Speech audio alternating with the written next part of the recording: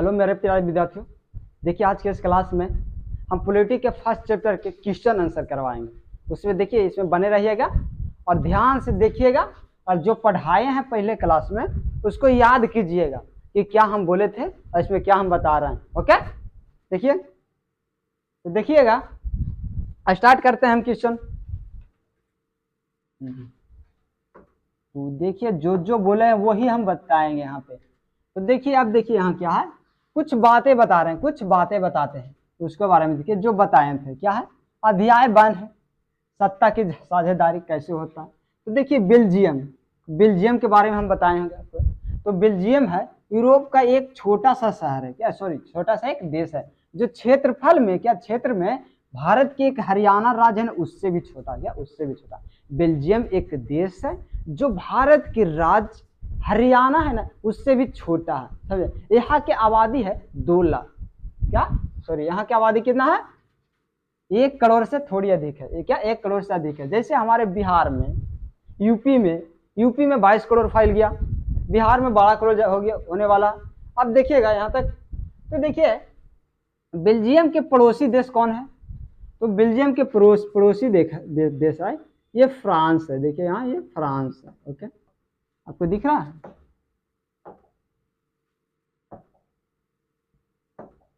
Okay, ये France है।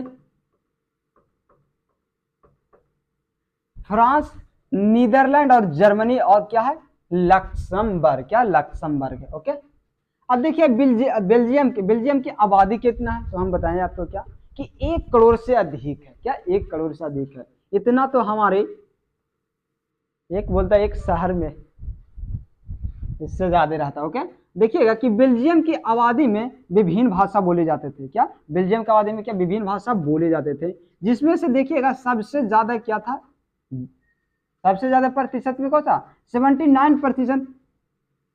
इसके डच बोलते हैं, क्या डच।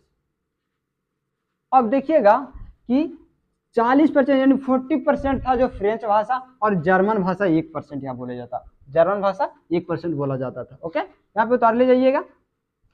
अब देखिएगा कि इसका राजधानी कहाँ था। जब कोई देश होगा तो उसको राजधानी भी तो होना चाहिए। तो ब्रुसले था वो, क्या वो राजधानी था। ये ब्रुसले राजधानी है, समझे ना। एथनिक या जातीय ऐसा सामाजिक विभाजन है जिसमें हर समूह अपनी क्या होता है, अपनी अपनी संस्कृति और अलग अलग अपनी अपनी संस्कृति अलग मानते हैं, समझे। जैसे साझी संस्कृति और आधारित, साझी संस्कृति आधारित सामाजिक विभाजन होता है। जैसे कोई बोले है कि अपने अपने क्या होता है समाज होता है ना, जो अपने अपनी संस्कृति को सर्वश्रेष्ठ मानता है, सर्वश्रेष्ठ मानता है, और दूसरे के व्यक्ति को क्या बोलता है कि वो सबसे ज्यादा नीचा, समझे ना। तो देखिए कि बोरा की संस्कृति को अलग मानता है। अब देखिए श्रीलंका के बारे में तो आप जानते हैं। श्रीलंका कहाँ, तो श्रीलंका हमारे देश के तमिलनाडु से नीचे है। क्या तमिलनाडु से नीचे बोलते हैं कि तमिलनाडु से नीचे इसको बोलते हैं दक्षिण तट से। दक्षिण तट के कुछ किलोमीटर दूरी पर है स्थित है। कहाँ है, तमिलनाडु के। अब देखिए श्रीलंका की जनसंख्या कितना है, श्रीलंका की जनसंख्या कितना, तो ये 2 करोड़ है। क्या 2 करोड़, समझे ना। श्रीलंका की जनसंख्या कितना है, 2 करोड़। पहले देखिए राजधानी कहाँ, बेल्जियम की राजधानी कहाँ, वो देखिए ब्रुसले में जनसंख्या कितना, 1 करोड़ से अधिक। बेल्जियम में कितना जनसंख्या, 1 करोड़ से अधिक। बेल्जियम की जो क्षेत्रफल है वो कितना है, तो बेल्जियम के क्षेत्रफल है जो देखिएगा जो हमारे भारत है, भारत के राज्य एक हरियाणा है उससे छोटा है। क्या उससे छोटा, जो एक क्या है देश बना हुआ, समझे ना बेल्जियम। अब देखिए श्रीलंका, श्रीलंका की जनसंख्या लगभग कितना 2 करोड़ है। ये भी श्रीलंका की आबादी विभिन्न जातीय समूह का प्रतिशत, जैसे सिंहली एक श्रीलंका, जैसे हम लोग के भारतीय इंडिया वाले के लोग भारतीय बोलता या इंडियन बोलता, समझे। इसी तरह से श्रीलंका में है जो क्या सिंहली है। हम लोग हिंदुस्तान को क्या बोलते हैं, हिंदी भाषा, जैसे सिंहली भाषा क्या 74% है। तमिल भाषा जो हमारे देश के सबसे निचले छोर है, दक्षिण में सबसे निचले छोर है, उसको तमिल भाषा में कितना है, वहाँ तमिल भाषा श्रीलंका में कितना बोले जाता है, तो वहाँ 18% जैसे बोलते हैं कि 18% बोले जाते हैं। और देखिए ईसाई आप जानते हैं, ईसाई लोग हैं, ईसाई भाषा वहाँ कितना % बोला जाता है, तो वहाँ 70% भाषा है ना, 70% भाषा है ना, सॉरी 7% भाषा है ना जो हाँ बोले जाते हैं क्या, ईसाई बोले जाते हैं। और देखिए कि 1% या 1% जो भाषा है वो अन्य बोले जाते हैं, जैसे कोई भी बोल सकता है अलग। अब देखिएगा इलम क्या है, इलम क्या है, इलम तमिलनाडु में इलम को क्या बोलते थे, इसका अर्थ होता था सरकार। इलम के मतलब होता है तमिलनाडु में सरकार, क्या होता है, सरकार होता है इलम का मतलब। अब देखिएगा आगे, यहां तक तो कंप्लीट हो गया। देखिए आपको एक बार स्क्रीनशॉट करने के लिए देते हैं, कर लीजिएगा। अब चलते हैं आगे। अब यहां देखिएगा कि सन श्रीलंका आजाद कब हुआ, पहले देखिए तो हम लोग कब आजाद हुए, हम लोग कब 47 में, श्रीलंका 1 साल बाद हुआ 48 में। तो श्रीलंका आजाद कब हुआ, 1948 ईस्वी में स्वतंत्र राष्ट्र बन गया। अब देखिएगा सन 1956 ईस्वी में सिंहली भाषा को एकमात्र राजभाषा घोषित कर दिया। श्रीलंका में सबसे ज्यादा भाषा बोलने वाले क्या था, सिंहली भाषा। कितना परसेंट था वो याद कीजिए, 74% क्या था, सिंहली भाषा था। तमिल था कितना, 18% था, यानी 18% तमिल भाषा था। तो जिसमें से सबसे ज्यादा क्या था, सिंहली था। तो सिंहली भाषा की राजभाषा घोषित कर दिया, क्या राजभाषा घोषित कर दिया गया, समझे ना। देखिए यह बहुसंख्या में ऐसी माना जाता है कि जिसमें कि समझा जाता है कि कोई बहुसंख्या समुदाय, जैसे देखिए आप कहीं भी जाइए, जिसका ज्यादा बहुमत वही सरकार बनेगा, ये तो पता है आपको। तो हाँ जिसके ज्यादा जनसंख्या था, बहुत जनसंख्या था, उसमें जो वो चाहता था ना वही किया जाता था। जैसे देखिएगा कि आप क्लास में मॉनिटर है, मॉनिटर की जनसंख्या 1 होता, बट उसका सपोर्टर कितना होता, बहुत सारा होता। तो जो मॉनिटर के सपोर्टर की तरफ से जो बात करता है वही पास होता, वो अलग वाले जो कम जनसंख्या वाले यानी अल्प जनसंख्या वाले जो बोलता है वो कभी पास नहीं होता है, बहुत कम पास भी होता है, तो बहुत कम पास होता। तो इसी तरह से देखिए बोल रहा है कि अवहेलना कर सकता है, मतलब उसकी बात को अवहेलना भी कर सकता है जो कम जनसंख्या वाले होता है। अब देखिएगा गृह युद्ध, गृह युद्ध जानते हैं, गृह युद्ध के सबसे पहले एग्जाम्पल देख लीजिए, गृह युद्ध के घर में हस्बैंड और वाइफ के साथ युद्ध, ये क्या था, गृह युद्ध था, समझे ना। देखिएगा गृह युद्ध तो एक घर हुआ, उसमें घर में युद्ध हुआ। गृह एक हमारे पूरा देश है ना, उसको भी हम गृह मानते हैं, क्या वो हमारे घर है, समझे ना, उस पर कोई आँच नहीं आने देंगे, समझे। तो देखिए यही बोला कि विभिन्न गृह युद्ध के मतलब होता है कि देश के विभिन्न सरकार विरोधी कूट हिंसा जैसे लड़ाई में शामिल हो जाना और युद्ध की रूप ले लेना। जैसे देखिएगा आप जब भी वोटिंग होता होगा, चुनाव के समय देखते होगा कि एक अलग पार्टी वाला एक अलग पार्टी वाला दोनों एक द्वंद्व के रूप लेने लगता है, क्या द्वंद्व के रूप लेने लगता है। इसके कारण क्या होता है कि उसके तो देखिए क्या बता रहे थे, गृह युद्ध बता रहे थे। अब देखिए गृह युद्ध हो गया। अब देखिए विभिन्न सामाजिक समुदाय में सत्ता के भागीदारी, क्या सत्ता के भागीदारी से विभाजन, बोले सत्ता का विभाजन जिसमें से अधिक लोग सत्ता में साझेदारी बन सके, सत्ता की साझेदारी कहते हैं। सत्ता की साझेदारी में तो समझ, सामाजिक समूह में सत्ता का विभाजन, समझ, सामाजिक सत्ता का मतलब समझ रहे ना, जिसमें अधिक से अधिक क्या लोग सत्ता में साझेदारी बन सके, मतलब उसमें एंट्री ले सके। अब देखिएगा युक्त परक क्या है, युक्त परक है कोई भी फैसला जो नैतिक के विपरीत लाभ या हानि को ध्यान में रखकर लिया जाता है। जैसे युक्त परक क्या है, जैसे कोई भी फैसला है वो लाभ और हानि के बीच में छोड़कर और कुछ नहीं किया जाता। जैसे देखिए आप अभी बुलेट ट्रेन चलने वाला, वो बोला ना कि इलेक्ट्रिक छोड़कर आप कोयला पर चलाइए, कोयला छोड़कर लकड़ी पर चलाइए कि लकड़ी पर ज्यादा फायदा होगा, ऐसे बोला। तो फायदा और बोले कि हानि, बट ये लोगों के नहीं देख के चला। जैसे बोला कि अगर लकड़ी से चलाएंगे तो पोल्यूशन फैलेगा, ये तो किसी के नहीं देखा। इसी टाइप से बोलता कि अगर देखिएगा कि आप बोलेगा प्लास्टिक ले जाएगा ना तो क्या थैला से प्लास्टिक ले जाएगा तो क्या फायदा आएगा, बट ये नहीं देखता कि प्लास्टिक एक ऐसा है ना जो लोगों को जीने के लिए हराम कर देगा, समझ गए ना।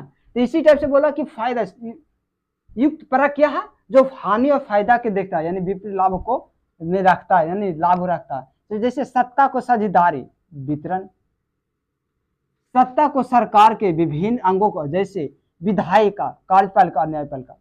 सरकार के कितने अंग है वो बताइए। तो सरकार के 3 अंग है, क्या सरकार के 3 अंग है, कौन कौन है देखिएगा। तो विधायिका, कार्यपालिका, न्यायपालिका। विधायिका, कार्यपालिका, न्यायपालिका, ये सरकार के 3 अंग है। ओके, अब देखिए सत्ता का उद्वाधर, क्या उद्वाधर यानी वितरण, सत्ता को विभिन्न स्तर के सरकारों के मध्य बांटता, विभिन्न स्तर को सरकारों का बांटता। जैसे देखिएगा ऊपर से राष्ट्रपति, प्रधानमंत्री, उप प्रधानमंत्री, ऐसे उपराष्ट्रपति, नीचे जैसे जैसे मुख्यमंत्री, विधायक या एमएलए, ऐसे पूरा आ जाता है कितना विभिन्न बांटों में बांट जाता है। सामाजिक समूह को अपने के लिए चुनी हुई सरकार, जैसे नियंत्रण और संतुलित व्यवस्था, नियंत्रण और संतुलित व्यवस्था किसे कहते हैं? जैसे ऐसी लोकतांत्रिक व्यवस्था जिसमें न्यायपालिका की नियुक्ति कार्यपालिका द्वारा किया जाता है, न्यायपालिका की नियुक्ति कार्यपालिका द्वारा होता है, परंतु न्यायपालिका ही कार्यपालिका पर और विधायिका द्वारा बनाए गए कानून पर अंकुश रहता है। जैसे देखिएगा हाई कोर्ट, सुप्रीम कोर्ट आप जानते होंगे, डिस्ट्रिक्ट कोर्ट ये जानते हैं। तो देखिए हाई कोर्ट के मुख्य न्यायाधीश यानी बोले वहां जजों को कौन नियुक्त करता है? वो नियुक्त करते हैं राष्ट्रपति, राष्ट्रपति नियुक्त करते हैं यानी संसद के सदस्य नियुक्त करते हैं। तो संसद जो कानून बनाता है वही कौन फॉलो करता है? ये न्यायपालिका, जैसे जज लोग फॉलो करते हैं, समझे ना, ये समझिए खाली। तो वही बोल रहा है कि कार्यपालिका पर विधायिका द्वारा बनाए गए कानून को अंकुश रखता है, मतलब उसी कानून पर रखता है। बट समझिए, बट देखिएगा आगे ऑब्जेक्टिव क्वेश्चन में वो देखिएगा एमसीक्यू। अब इसमें देखिए थोड़ा 1 क्वेश्चन है, तो देखिए बोला कि किस देश को सामाजिक विभेद के कारण विखंडन का सामना करना पड़ा? क्या किसका करना पड़ा? तो देखिए सामाजिक विभेद के, श्रीलंका के बोले ना, तो इसमें भाषा के आधार पर किया गया, क्या भाषा के आधार, बोले सामाजिक विभेद के आधार पर नहीं किया गया था। तो देखिए यूगोस्लाविया एक ऐसा था ना, यूगोस्लाविया एक ऐसा देश है जहां पे विभेद के कारण विखंडन हो गया, क्या विभेद के कारण विखंडन हो गया। ओके, अब चलते हैं क्वेश्चन नंबर आगे।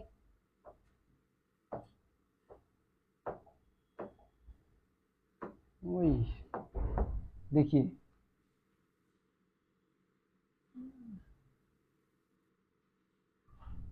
आगे, तो देखिए इसमें क्या है, दूसरा नंबर क्वेश्चन कि निम्नलिखित में से गलत कथन कौन सा? पहले चारों कथन के पढ़ लीजिए, क्या चारों कथन के पढ़ लीजिए, उसके बाद क्या गलत क्या सही होता है। जैसे देखिए कि लोकतंत्र में, क्या लोकतंत्र में सामाजिक विभेद और राजनीतिक विभेद पर अवश्य प्रभाव पड़ता है। लोग क्या है, गलत कथन को चुने। तो देखिए लोकतंत्र में सामाजिक विभेद और राजनीतिक विभेद पर अवश्य प्रभाव पड़ता है। सामाजिक विभेद पर प्रभाव पड़ता है क्योंकि सामाजिक विभाजन हो जाता है, राजनीतिक पर प्रभाव भी पड़ता है, समझे ना। तो ये सही है, क्या ये सही है। और देखिए लोकतांत्रिक सामाजिक विभेद, लोकतांत्रिक सामाजिक विभेद के आधार पर देश को विखंडन करने में सहायक होता है। जैसे बोले लोकतांत्रिक सामाजिक विभेद, समझे, सामाजिक विभेद के आधार पर देश को विखंडन करने में सहायक होता है नहीं। जैसे आप अलग भाषा बोल रहे हैं, विभेद कर रहा है, वो तुम फलना जाति के, तुम फलना जाति के, तो इससे क्या देश का बिखराव हो सकता है? नहीं। ये बोल रहा है कि बिखराव सहायक होता है, ये गलत है, ये गलत है, समझे। तो अब आगे पढ़ने का कोई जरूरत नहीं। देखिए पहले नंबर क्या बोला, कथन गलत, गलत कौन है? तो गलत कौन है? 2 नंबर, गलत कौन मारेगा? 2 नंबर मारेंगे। ओके, अब देखना क्वेश्चन नंबर तीसरा, बोल रहा है कि निम्नलिखित में से कथन, क्या निम्नलिखित में सही कथन कौन सा है? सही, इसमें गलत चुना था, इसमें सही करना था। अब देखिएगा सही कथन, तो देखिए बड़े लोकतांत्रिक देशों में सामाजिक विभेद उत्पन्न होते हैं, बड़े लोकतांत्रिक देशों में सामाजिक विभेद उत्पत्ति होते हैं, क्या होते हैं? हाँ होते हैं। देखिए सामाजिक विभेद, सॉरी, बड़े लोकतांत्रिक देशों में बोल रहा कि वही खाली होता, जैसे बड़े लोकतांत्रिक देश है वही खाली सामाजिक विभेद होता, तो नहीं, ये तो गलत है। बड़े क्या छोटे में होता, जब एक देश को एक गांव में सामाजिक विभाजन हो सकता, तो क्या बड़े देश के और छोटे देश में नहीं हो सकता? हो सकता है। तो ये बोला कि खाली बड़े ही देश में होता है, तो नहीं होता, ये गलत है। फिर देखिए बोला सामाजिक विभेद का राजनीति पर कोई प्रभाव नहीं पड़ता, सामाजिक विभेद पर राजनीति पर प्रभाव नहीं पड़ता, है कोई प्रभाव नहीं। कैसे पड़ता? देखिए बहुत सारा पड़ता है। जैसे देखिएगा कैसे पड़ता है, विभेद के कारण आप हिंदू मुस्लिम देख लीजिए, मानिए हिंदू मुस्लिम, अगर हिंदू और मुस्लिम विभेद करें तो राजनीतिक पर प्रभाव क्या पड़ेगा कि वो अलग पार्टी बना लेगा, ये अलग पार्टी बनेगा, राजनीतिक में थोड़ा इधर उधर होगा। देखिए ये भी गलत है। अब बोला कि लोकतांत्रिक व्यवस्था में एक व्यक्ति कई पहचान होते हैं, एक व्यक्ति के कई पहचान होते कि नहीं, लोकतांत्रिक में होते हैं। वो आप समझ लीजिए कैसे होता है। अब देखिए इसको तो लिखना नहीं है क्योंकि आप समझिएगा कि एक सही है तो दूसरा गलती होगा। तो सामाजिक भेद में हमेशा लोकतंत्र के लिए घातक सिद्ध होता है, बहुत ज़्यादा घातक सिद्ध होता है। सामाजिक भेद में लोकतंत्र के लिए घातक सिद्ध होता है। हाँ, विभाजन विभेद के कारण लोकतंत्र क्या विभाजन हो जाता है, समझ जाइए। अब देखिएगा चौथा नंबर क्वेश्चन है कि भारत के कौन सा कथन सही है, भारत के लिए कौन सा कथन सही है। तो देखिए यहाँ धार्मिक स्वतंत्रता का अभाव है, यहाँ धार्मिक स्वतंत्रता का अभाव है, ये क्या है गलत है। यहाँ अभाव नहीं, कोई भी धर्म अपना सकते हैं, धार्मिक स्वतंत्रता के लिए सही है। यहाँ धर्मनिरपेक्षता का सिद्धांत है, क्या यहाँ धर्मनिरपेक्षता का सिद्धांत है, नहीं ये नहीं है। अब देखिए यहाँ धार्मिक सौहार्द का अभाव है। अब देखिएगा सॉरी इसको रुकिए, बोला कि यहाँ धार्मिक निरपेक्षता मतलब धर्म निरपेक्षता, हाँ कोई भी आप धर्म मान सकते हैं, धर्म मानने के लिए कोई अति नहीं, धर्म निरपेक्ष राजा है बोले तो यहाँ कोई धर्म नहीं मानते, कोई धर्म नहीं, तो ये क्या ये सही हो गया ग नंबर। ये बोला धर्म यानी यहाँ धार्मिक सौहार्द का भाव है, नहीं है बाबा नहीं है। अब देखिए यहाँ धर्म की प्रधानता, कोई धर्म की यहाँ प्रधानता कि किसी धर्म को ज्यादा वैल्यू दिया नहीं दिया, यहाँ इंडिया में नहीं है, यानी धर्म निरपेक्ष है। अब देखिएगा पांचवा कि रंग भेद की नीति के विरुद्ध आवाज उठाने वाले कौन थे, बोले ना कि एक बाबा थे, बट ऐसे बोल रहे हैं कॉमेडी के लिए, जो किसने क्या किया मार्टिन लूथर किंग ने थे। कौन रंग भेद की नीति को विरुद्ध की आवाज करें तो मार्टिन लूथर किंग ने, क्योंकि अमेरिका में गोरे और काले लोगों के बीच बहुत भेदभाव के कारण विभाजन होने देगा। राजनीति में बोला कि नहीं, संविधान ने बोला कि नहीं हमको अलग प्रावधान चाहिए, हम अलग प्रावधान, तो उसके लिए आवाज उठाने वाला कौन था, उसके विरोध किए, रंग भेद की नीतियों को विरोध किया मार्टिन लूथर किंग ने। अब देखिएगा आगे नंबर देख लीजिए, हाँ यहाँ पे मिलाइए, आप यहाँ पे मिलाइए, ओके।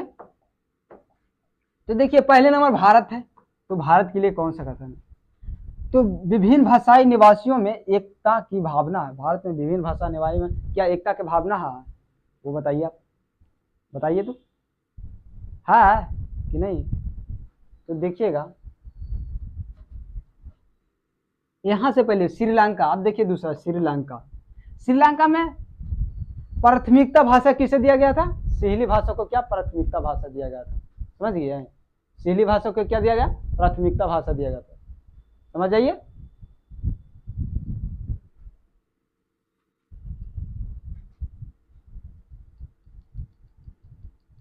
तो देखिए यहाँ श्रीलंका में क्या सिंहली भाषा को प्राथमिक भाषा, ये सही है। अब बेल्जियम की देखिए, एक ही धर्म के दो समूह में घोर भिन्नता, यहाँ देखिए दूसरा छोड़िए, एक ही धर्म के दो समूह में सौहार्द बन। अब देखिएगा यहाँ देख लीजिए नीदरलैंड के बारे में देखिए, आयरलैंड के बारे में देखिए, क्या नीदरलैंड और आयरलैंड के बारे में देखिएगा, समझे। तो देखिए बताइए आप कुछ बताइए, कमेंट, नो, ओके ओके। अब देखना है नीदरलैंड, जैसे एक ही धर्म के दो समूह सौहार्द बनता, धर्म निरपेक्षता, धर्म निरपेक्षता राज कौन है, राज बोले धर्म, देश बोले कौन है, वो पता है आपको, तो धर्म निरपेक्ष कौन है, ये हमारा भारत है धर्म निरपेक्ष, ओके, क्या धर्म निरपेक्ष है। आप देखिएगा बेल्जियम, बेल्जियम में क्या विभिन्न भाषाएं वाले निवास करते हैं, एक ही भावना रखते हैं, बेल्जियम में विभिन्न देशों वाले एक ही भावना रखते हैं, ओके, देखिए मिला लीजिएगा। अब देखिएगा नीदरलैंड, क्या नीदरलैंड की तरफ देखिए, तो नीदरलैंड, नीदरलैंड है ना, नीदरलैंड देखिए एक ही धर्म के दो समूहों में सौहार्द धर्म निरपेक्षता। अब देखिए नीदरलैंड जो एक ही धर्म, क्या एक ही धर्म के दो समूहों में सौहार्द बना रहता है, क्या सौहार्द बना रहता है।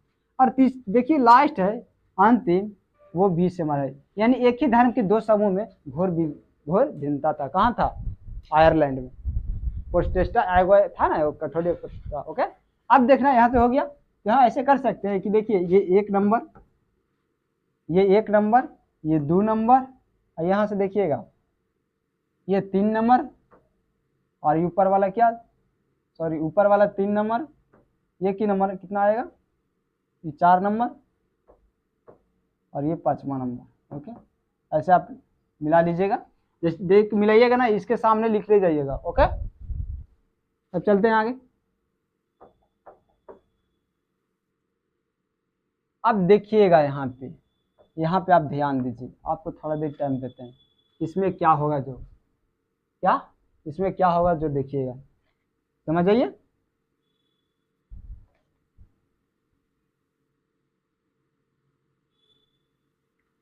समझ आए? देखिए, सामाजिक विभेद का राजनीति पर प्रभाव अवश्य पड़ता है। हाँ, सामाजिक विभेद का राजनीतिक पर प्रभाव क्या पड़ता है, यानी बोले तो ये सही है, सही पड़ता है, यानी सही हो गया। अब बोलता है कि भारत में सर्वधर्म समन्वय सभी देखने को नहीं मिलता है, सही धर्म देखने को नहीं मिलता। ये भारत देश में सभी धर्म को देखने को मिलता है, यानी यह धर्मनिरपेक्ष है। तो क्या नहीं मिलता है, तो ये क्या गलत बोल रहा है, तो ये गलत है, ये क्या बोलेंगे, गलत। ओके, अब बोलता है देखिएगा कि उत्तरी आयरलैंड में प्रोटेस्टेंट एवं कैथोलिकों के बीच संघर्ष होता रहा। हाँ, होता रहा, ये सही बोला, होता रहा।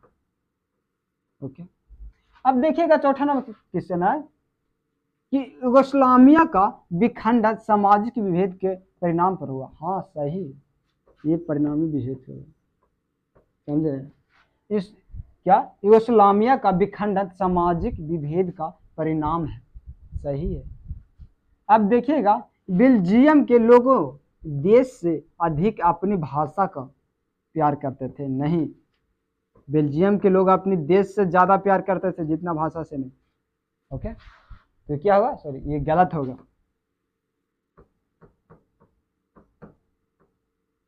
समझ गए? अब बताइए इसको। हो गया?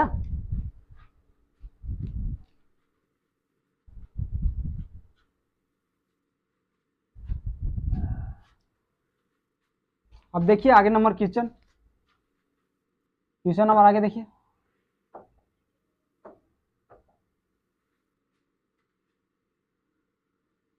ये तो हो गया। अब देखिए अति लघुत्तरीय प्रश्न, वहां देख लीजिएगा। तो सामाजिक विभेद की उत्पत्ति का एक कारण बताएं। तो आर्थिक समानता भी हो सकता। सामाजिक विभेद की उत्पत्ति का एक कारण आर्थिक समानता। अब देखिए, विभिन्न राष्ट्र के लिए सब घातक बन जाती है। क्या बन जाती है? आपसी क्या था, आपसी विश्वास और संघर्ष बढ़ जाना। यानी बोले तो आपसी क्या था, ईर्ष्या यानी जलन, आप विश्वास और संघर्ष बढ़ जाना, समझे ना। आपसी संघर्ष और विश्वास बढ़ जाने के कारण था कि घाटा क्या था, राष्ट्र के घाटा हो जाता, यानी घातक सिद्ध हो जाता। ठीक है, भारत में सर्वधर्म संपन्न का एक उदाहरण बताएं। सर्वधर्म संपन्न का एक उदाहरण, जैसे अमृतसर के बारे में हम जानते हो। अमृतसर, तो अमृतसर में है ना, जहां सभी धर्मों के लोग आते जाते हैं, एक साथ प्रार्थना करते हैं। अमृतसर में हर धर्म के लोग वहां जाते हैं, प्रार्थना करते हैं और आते हैं। उत्तरी आयरलैंड में एक ही धर्म के दो समूह प्रतिनिधित्व करने वाले दो राजनीतिक पार्टियों के नाम बताएं। तो उत्तरी आयरलैंड में क्या था, जैसे देखिएगा था डेमोक्रेटिक यूनियनिस्ट पार्टी, और देखिएगा और एक था सीन फेन था, यानी डीयूपी और एक सीन था, डीयूपी एक सीन था, दूसरा पार्टी हो गया। ओके, आप देखिए इसको स्क्रीनशॉट करके उतार ले जाइएगा। अब देखिएगा, सामाजिक विभेद की राजनीति का एक अच्छा परिणाम बताएं। सामाजिक विभेद का राजनीति की क्या एक अच्छा परिणाम, सामाजिक विभेद में राजनीति का क्या अच्छा परिणाम होगा वो बताइए। तो देखिएगा कि समूहों की आवाज और क्या अधिकारों को बढ़ावा मिलता है, समूह के आवाज और बढ़ावा मिलता है। देखिएगा,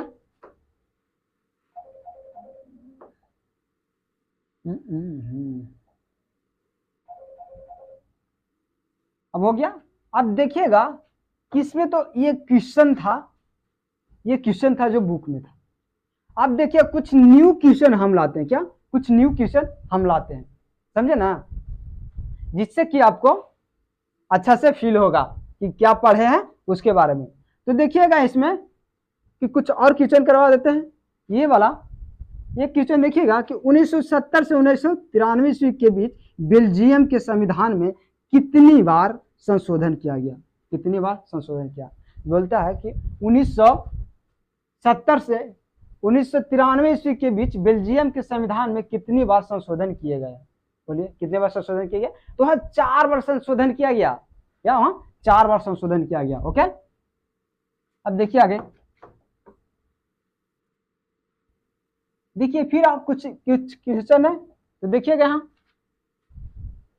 जैसे देखिए श्रीलंका में सिहली, क्या सिहली समुदाय की प्रभाव कायम करने के लिए किस प्रकार का सरकार का गठन किया गया, कायम करने के लिए किस प्रकार का गठन किया। तो सबसे ज्यादा श्रीलंका में क्या बोला जाता था, सिहली भाषा। सिहली भाषा कितना था, 74% था, क्या 74% था। तो वहां के क्या बोले कि प्रभावकारियों ने सिहली भाषा की किस प्रकार सरकार गठन किया, किस प्रकार गठन किया। तो देखिए जहां ज्यादा संख्या तो उसे बहुत ज्यादा क्या, बहुत ज्यादा क्या, तो बहुसंख्या के आधार पर क्या, बहुसंख्या के यानी बहुसंख्यावाद सरकार बनाई है, जिसके ज्यादा संख्या उसे बहुसंख्यावाद कहते हैं। अब देखिएगा यहाँ बेल्जियम, बेल्जियम में किस जाति समूह की आबादी सबसे अधिक था, बेल्जियम किस जाति के समूह की सबसे आबादी अधिक था। तो डच, बेल्जियम में किसका, डच था, समझे ना। डच कितना % था वो आप बताइएगा। अब श्रीलंका में सबसे अधिक जनसंख्या किस सामाजिक समूह की है, सिहली का, किसका, सिहली का। श्रीलंका में सबसे अधिक जनसंख्या किसका, सिहली का, जो 74% है। अब देखिए बेल्जियम के मुख्य रूप से कौन सी 2 भाषाएं बोली जाती है बेल्जियम में, तो बेल्जियम में कौन सी, डच और फ्रेंच, क्या डच और फ्रेंच बोली जाती है, क्या डच और फ्रेंच बोली जाती है। देखिए यूरोपीय संघ का मुख्यालय कहाँ स्थित है, यूरोपीय संघ का मुख्यालय कहाँ है, तो ब्रुसेल्स, क्या ब्रुसेल्स राजधानी किसका, बेल्जियम की राजधानी भी क्या ब्रुसेल्स है, समझिए ना। वो क्या है, यूरोपीय संघ का मुख्यालय भी क्या ब्रुसेल्स में, समझिए। अब देखिए आगे, बेल्जियम में कौन सा अल्पसंख्यक वर्ग अमीर और शक्ति संपन्न हुआ, यानी शक्ति संपन्न हुआ। अमीर होता है बेल्जियम में कौन सा अल्पसंख्यक वर्ग है जो अमीर और शक्ति संपन्न हुआ, तो कौन सा, तो जो फ्रेंच है वो क्या है, अल्पसंख्यक, सबसे कम बेल्जियम क्या, फ्रेंच है। अब देखिएगा बहुसंख्यक के कारण कौन सा देश लंबे समय तक गृह युद्ध की आगना में, क्या युद्ध की आग में झुलसता रहा, समझे ना। तो बहुसंख्या के आधार पर, तो बहुसंख्या के आधार पर श्रीलंका था, सबसे ज्यादा जनसंख्या श्रीलंका सिहली था। तो वहां क्या था कि वहां एक दूसरे में झगड़ा युद्ध होने था, जैसे बोलते हैं अपने राज्य में युद्ध होने के लिए ही, जो अपने राज्य में युद्ध होता है उसी को गृह युद्ध कहते हैं, या तो अपने घर में युद्ध होता है उसी को गृह युद्ध कहते हैं। देखिएगा सत्ता की साझेदारी किस चीज में सर्वाधिक होता है, सत्ता की साझेदारी किस चीज में सर्वाधिक, तो संघर्ष रोकने में। जब सत्ता की साझेदारी किस चीज में होता है, संघर्ष रोकने में। आप देखिएगा अगर किसी में संघर्ष हो रहा है तो क्या विकास हो रहा है, नहीं। अगर किसी साझेदारी के जरिए क्या, संघर्ष को रोकने में सत्ता को साझेदारी। अब देखिए आगे,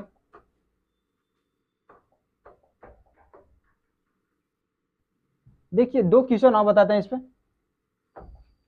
देखिए बेल्जियम में सामुदायिक सरकार का चुनाव किसके द्वारा किया गया, ये सब न्यू क्वेश्चन है जो हम बनाए, किसके द्वारा किया गया, बेल्जियम में सामुदायिक सरकार का चुनाव किसके द्वारा किया गया। तो वहाँ भाषा के आधार पर किया गया, जैसे डच, फ्रेंच और जर्मन, डच, फ्रेंच और जर्मन के आधार, जिसमें सबसे ज्यादा क्या था, डच था, उससे कम फ्रेंच था, फिर थोड़ा जर्मनी था, और फिर देखिए 1% अदर भाषा, अदर था, 1% अदर था।